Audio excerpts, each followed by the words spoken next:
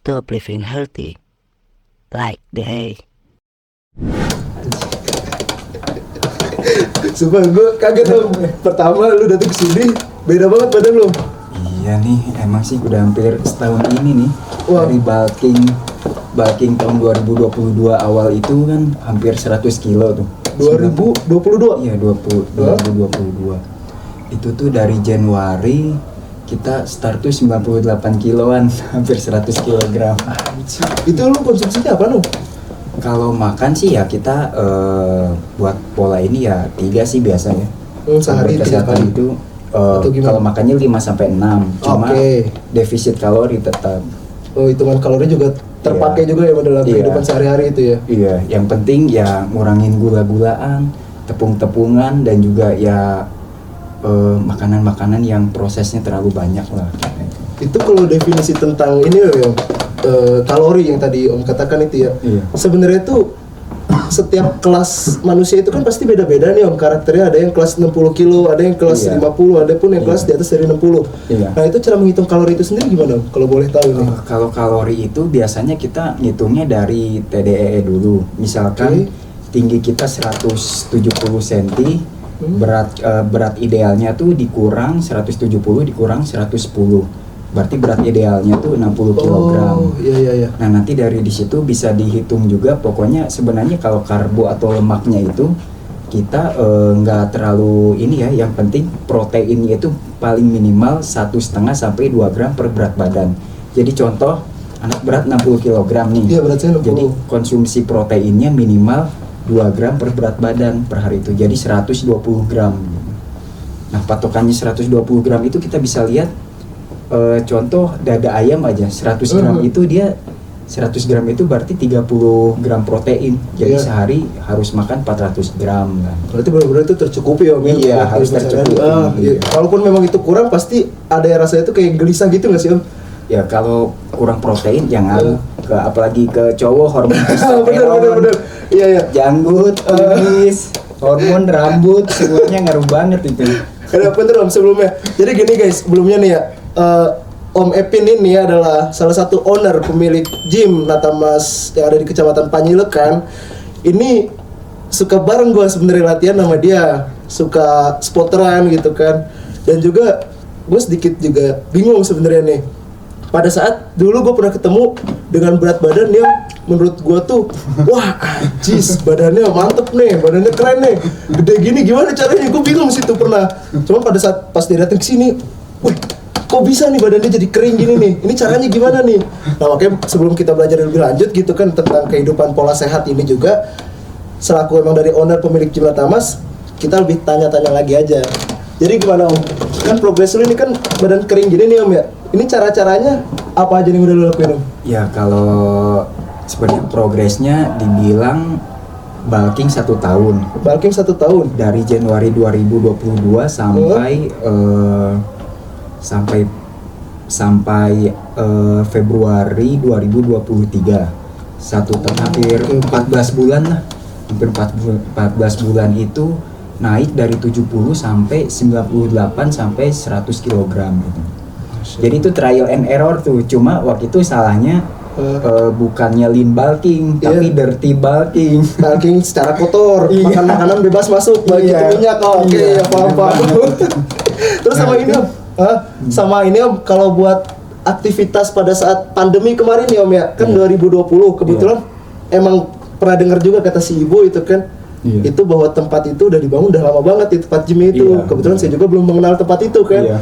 Nah, itu pada saat pandemi itu kegiatan Om Epin ini apa Om? Nah, sebenarnya kalau pandemi dulunya sih nggak terlalu suka gym ya. Dulunya hobinya emang futsal banget. Oh, Cuma semenjak kalau tempat itu kan udah ada dari 2003 lah ya. Udah jalan 21 tahun. Cuma emang hobinya futsal, main bola lah. Kardionya kenceng ya Om ya? Iya, nggak pernah latihan beban atau apa. Cuma pas pandemi, lapang futsal semua ditutup, dijagain Satpol PP, bola, mini soccer ditutup, semuanya ditutup. Bingung dong Nah, pasti. kita mau olahraga apa lagi kan? Iya. Cuma makan, tidur, pakai masker bener-bener. udah kan. Iya. Makanya dari situ juga berat naik, ya udahlah kita sekalian bulking aja lah dari situ lah. Jadi mulai nge-gym, trial and error, ya banyak salahnya lah. karena kebanyakan kena marketing suplemen juga sering. Dari iklan-iklan. Iya, kayak mass gainer gitu kan. Kalau kita lihat mass gainer itu kan cuma marketing doang dia kan. Oh iya, 950 kalori. Padahal gulanya tinggi, proteinnya cuma 40-50 gram. Iya, iya. Enggak. Dibandingin nasi padang, lebih tinggi nasi padang kalori sama proteinnya kan. Lebih dapetin jelas dia, nasi padang kenyang juga jelas. Iya. Benar ya. Beda banget. Sama ini Om, kalau saya boleh tahu lagi Om ya, lebih lanjut ini tentang apa namanya tuh kesehatan mental Om.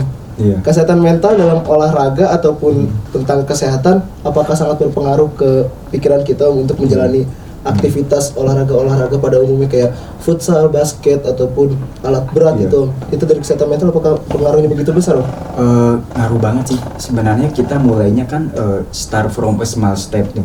Jadi dari langkah kecil itu kita rutinin, lama-lama jadi habit atau rutinitas. Nah kalau rutinitas udah bisa jalan, kita disiplinkan. Misalkan seminggu wajib olahraga minimal 3 kali. Nah disiplin tuh mau gimana pun caranya kita minimal 3 kali. Nah kalau udah 3 kali, udah mulai disiplin, kita mulai konsistensinya tuh yang sulit. Karena kalau konsistensi itu tergantung mental juga, karena kita up and down. Jadi nggak mungkin tiap hari bisa semangat latihan atau gimana juga kan.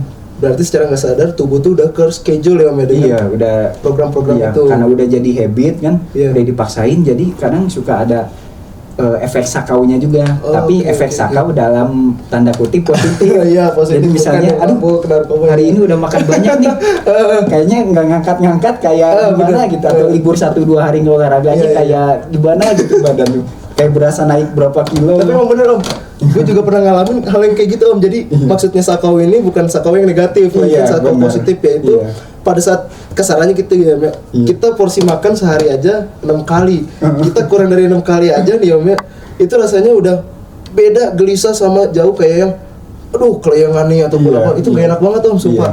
Dari situ gue belajar bahwa wah berarti kebutuhan dalam tubuh gue nggak boleh kurang dari seperkian persennya kalori dalam tubuh, itu bahwa terus harus berlanjut. Nah itu pada saat situ udah ini benar-benar harus dikonsistenin lagi nih. Cuman emang tadi Om, cara ngebangun konsisten memang susah ya Om ya. Wah pasti naik turun sih. Naik turun ya. Gak mungkin ada yang bisa mut-mutan gitu. Terus kadang bisa off seminggu juga nggak latihan. Apalagi kalau lebaran kayak gitu, kita kan semua dimakan kan, nggak enak. Acara keluarga orang lain ini kita nggak makan bareng kan, gimana tuh? Kan? Jadi ngaruh ke tubuh juga nggak tuh kalau tentang gula pasti kan? Itu kita siasatin aja kan. Kita kayak makan rendang atau apa, ayam kan kita pilih ayam yang kuah opor, kuahnya nggak kita makan tuh kuah santannya kan, ambil ayamnya aja bagian dada kan. Jadi kuahnya kita nggak pakai, yang minyak-minyakannya agak berkurang sih, biarpun ada dikit tapi ya meminimalisir lah seperti itu. Minimalisir ya Pak. Iya. Oh iya. Sama ini Om, buat apa ya, generasi muda nih Om, kan juga banyak nih yang tanda kutip anak-anak muda remaja gitu kan, ada yang suka olahraga tapi itu kan nggak banyak persenannya dibanding anak yang suka nongkrong menghabiskan apa ya masa-masa cerdasnya itu dengan hal-hal yang negatif kayak pengaruh mabuk ataupun rokok lah itu kan. Itu gimana Om kalau melihat pandangan seperti itu menurut Om Evin? Ya kalau itu sih sebenarnya pengaruh lingkungan sih ya. Lingkungan. Soalnya anak muda itu mereka kan dari sisi mental dan emosi itu masih belum stabil sampai umur 25 sampai 27 tahun. Nah, mereka dalam masih posisi mencari jati diri. Nah, mereka juga butuh lingkungan yang support, dan kadang saat mental kita dan emosi kita sudah matang, kita biasanya sadar. Contoh nih, dulu saya pas SMP SMA kalau pakai motor yang knalpot brong, yang racing, rasanya kayak bangga banget, kayak punya jalanan kan, beng. Giliran sekarang udah mau masuk kepala 3, terus udah punya istri, udah punya anak, kok lihat kok jadi malu ya, kok dulu saya gitu ya. Baik. Bisa berubah gitu ya mindsetnya dari lingkungan ya Om. Iya, dari lingkungan juga. Sama mungkin pengaruh keluarga juga kali ya. Kalau dulu kan nggak takut mati kali ya kalau muda ya. Sekarang udah ada anak istri, udah ada tanggungan, kita mau berbuat apapun, waduh ada tanggung jawab nih, ada tanggungan nih. Seperti itu sih. Sama ini Om, tadi kan juga ada teman saya nih Om, yang mungkin dia juga kepo tentang kepo nih tentang idealnya berat badan. Ya, jadi dia tuh kadang suka ngeluh ke saya juga Om. Kebetulan saya juga kan emang apa ya belum jauh banget nih melampaui pengalaman-pengalaman yang didapatkan dari pola kesehatan juga. Ini dia suka nanya ke saya, gimana sih caranya nih ya biar gua tuh nggak gampang ngap gitu. Kan dia emang bobot berat badannya emang besar ya Om ya. Itu gimana caranya, terus sama kadang kalau buat jalan ke sini aja jarak nggak jauh itu mudah banget capeknya, pengennya duduk mulu. Kebetulan berat badan dia tuh 120 kilo itu kurang lebih. Iya. Nah itu gimana Om?